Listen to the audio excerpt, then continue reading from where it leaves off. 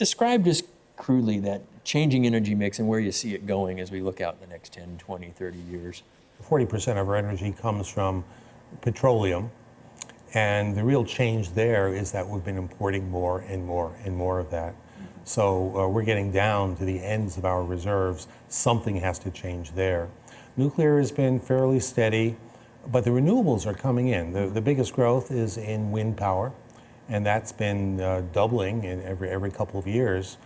People discovered that wind is a relatively inexpensive form of renewable, natural, sustainable energy. And we're in some ways limited now by our ability to build wind turbines. Yeah. So I see a big future to that. Natural gas has the greatest growth potential. Right now it's only 20% of our energy mix. Coal is 20%. Both coal and natural gas have enormous potential for growth. And we may see that. We can turn coal into petroleum. We can turn it into diesel fuel to drive our automobiles if we choose that. We can do it probably at a cost not much higher than the cost we're paying for diesel fuel today. So there's that potential. That's been held back because of fears that burning coal, even if you basically run your automobiles on coal, you're still burning coal, and that leads to carbon dioxide increase, which is a real concern. Right.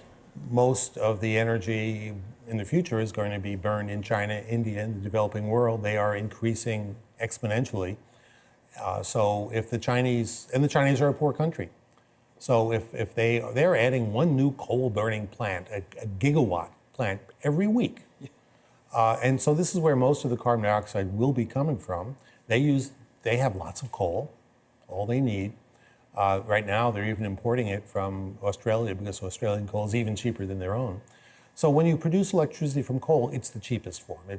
4 cents per kilowatt hour, 5 cents per kilowatt hour, and that's what they're doing.